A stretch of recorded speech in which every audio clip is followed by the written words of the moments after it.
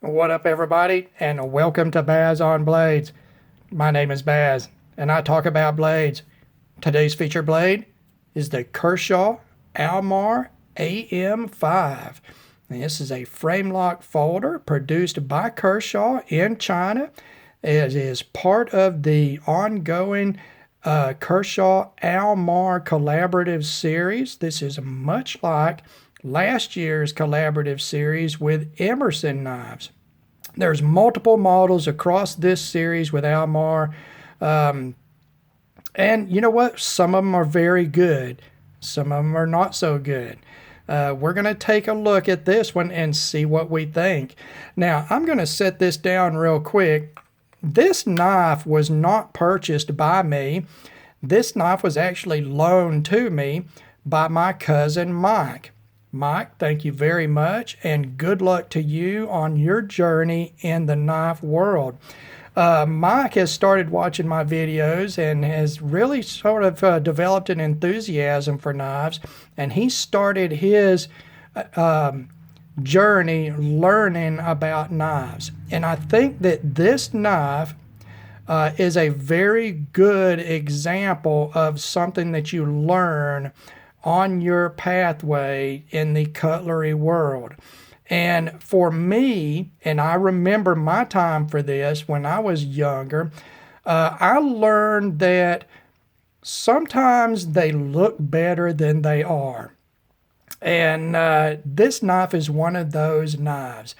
Now, this knife is available right now on Blade HQ for $22.99. And that puts it into the budget realm. So typically in the budget realm, there are a few issues that you are willing to forgive, and typically those are fit and finish issues. And there are some fit and finish issues on this knife, but its major downfalls are design flaws, and we will get into those as we go through this review. Now, let's knock out some specs first. This is pretty much an average EDC size knife. You're looking at a 3 1/4 inch or 8.5 centimeter blade length. Blade stock thickness is 110 thousandths of an inch or 2.8 millimeters. Your blade width, 790 thousandths of an inch or 20 millimeters.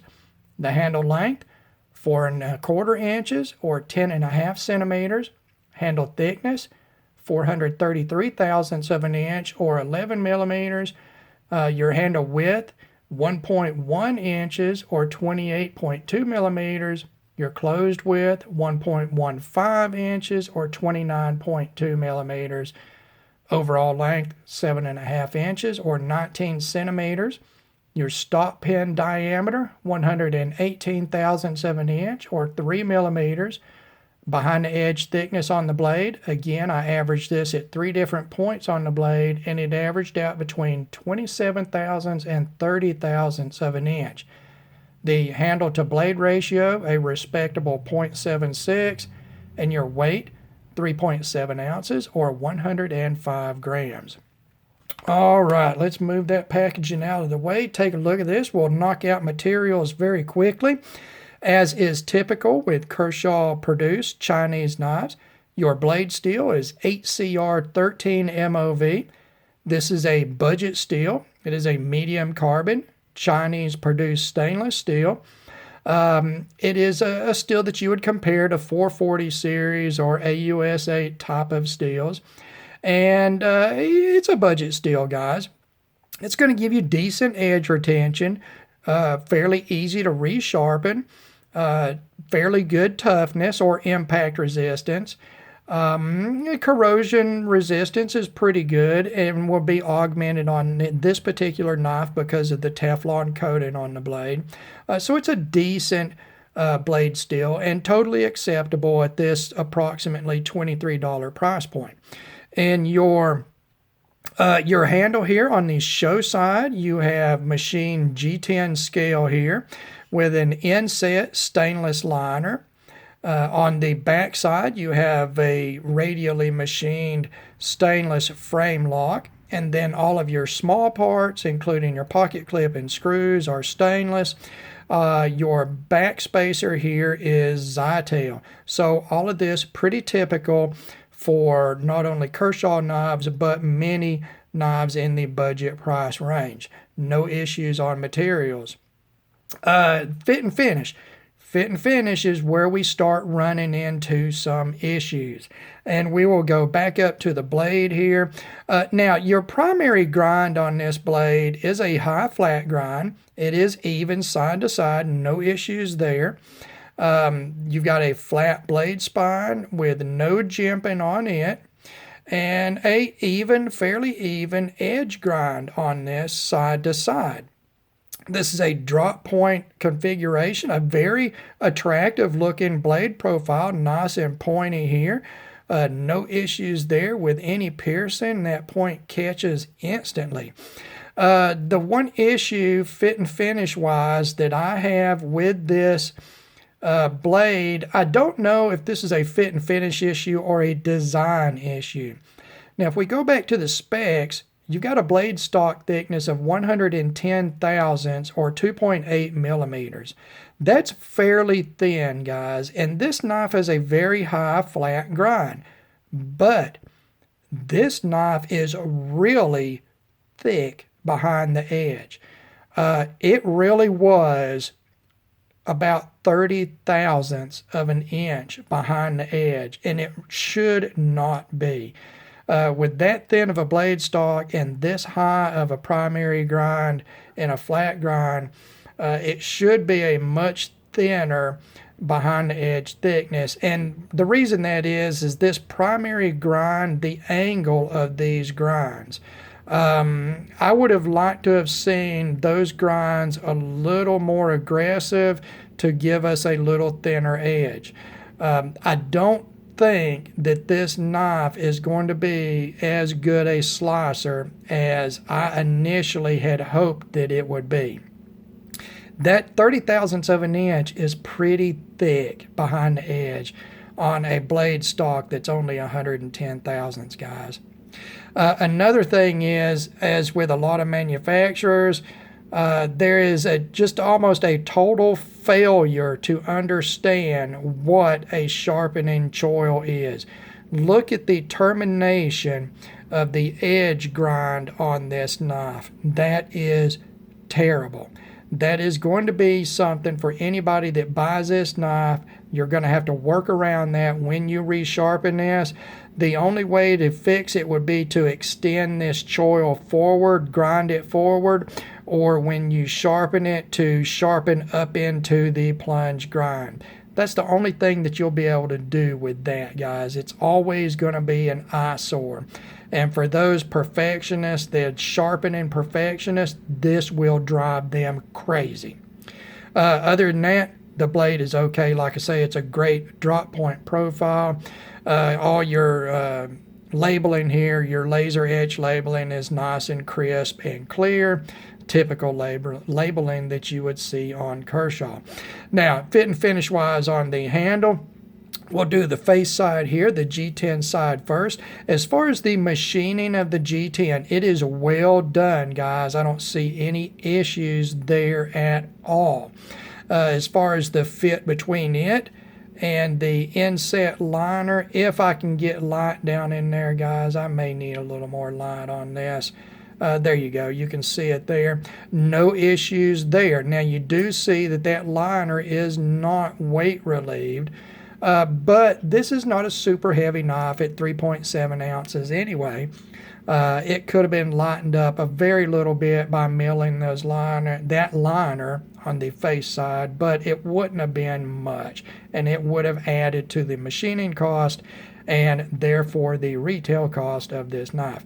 The issue that I have in this handle is the finish on the G10. Like I say, the machining is fine. It is radially machined, very comfortable in the hand, but I want you to take a look at the finish. A lot of companies that radially machine G10 leave the as machined texture, and you might consider that a micro texture. But as per what Almar knives typically do on their G10 handles, these scales have been taken a step further and polished. And what that leaves is a very nice look. It does look nice, guys, but it has absolutely no traction at all. None. No traction at all. In this handle design, you are going to be relying 100% on the finger groove design, and that's another downfall on this that we will get into when we go to ergos. All the hardware is evenly finished black to match the blade finish, and the lock side here in stainless steel is very well machined. Pocket clip, very well done. Kudos on this excellent deep carry pocket clip. We've seen this design on multiple models across Kershaw and Zero Tolerance. One of my favorite stamped steel bent pocket clip designs on the market, period. Fantastic design. And it does look good all in the all black with the Almar red Almar logo. I can't say anything bad about that. It looks good, guys. So I'm with them on that. All right, then on to the backspacer here. Now, it's a Zytel backspacer, and I don't have any issue with Zytel at this price point. And I very much, you can see that it is done in these ridges the way that it's machined. You know what, I actually like that. That is one of the aspects of this knife that I really, really like as far as being aesthetically pleasing and functional. It does give a little bit of grip, although, as is typical, Zytel has sort of a hard and slick surface feel to it. But I do like that both aesthetically and as far as the effectiveness of the ridge adding to your grip. Now, we'll go into action here, and that's where this knife, one of the two areas this knife totally fails. This is a speed safe knife. It's an assisted opener from Kershaw, and love it or hate it, it's there. It's speed safe, guys. I don't personally have any issues with speed safe if it is done well and integrated into a good design, and in this case it is not. I'm going to show you right now. You close this knife, look at this flipper tab. This is a very low profile but wide flipper tab, and it is one of the worst flipper tab designs I've ever seen in my life. This knife, and I am a knife person that knows how to open flipper knives, assisted opener knives.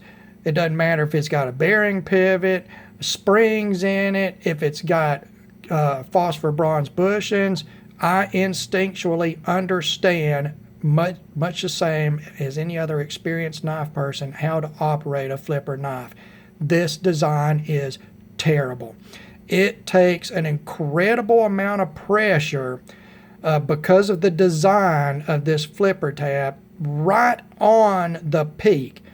Up here in the body of the flipper tab, useless. Useless. Look, I am pushing on there. Look at my finger. I'm pushing on it as hard as I can. Useless. It is only useful in a push button opening style if you get right on the peak here. And it still takes an incredible amount of force to overcome the torsion spring in this speed safe mechanism. And the problem there is this. The more force I have to put on that flipper tab, the harder I have to grip this knife, especially taking into account the slick finish on the G10 and the slickness of a stainless frame lock. And then what I do when I'm grabbing it really hard to open it, I am putting pressure against the lock bar and pushing against that blade, causing it to be even harder to open. That is a terrible, terrible design. And you will typically not hear me say that on my channel. I try to find the best aspects of a knife that I can, but that is a terrible, terrible design from every aspect. it's just awkward and hard to do, and it is just unsatisfying. You open this knife 2 or 3 times, and then you're just like, I don't even want to open that knife anymore. And that should not be what you have in a pocket knife, guys. That is a terrible, terrible design. Now, as far as the lockup on mine, it's about, or not mine, but Michael's, it is about 50%. The centering on it is off to the lock side, but it is not terribly bad, and honestly is something that we are used to in import Kershaw models. I very seldom get an import Kershaw, a Chinese Kershaw, that is perfectly centered. Very seldom do I ever see that. And I used to sell Kershaw knives. I've handled hundreds and hundreds of Kershaw knives, guys. They're always off center in these Chinese knives. If you get one that's not, kudos to you. All right. So let's go on to ergos. This is our second area that is just a total fail in my opinion.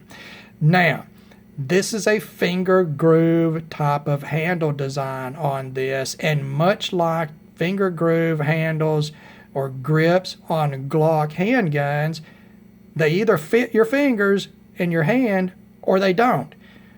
This is sort of a medium-sized knife with a, what is it, a 4 1/4 inch handle length. I have medium-sized hands, and while my fingers do fall naturally in these finger grooves, there is zero space to compensate for any other hand size that's any bigger. If you wear a large or extra large glove, this knife is probably not going to be comfortable for you.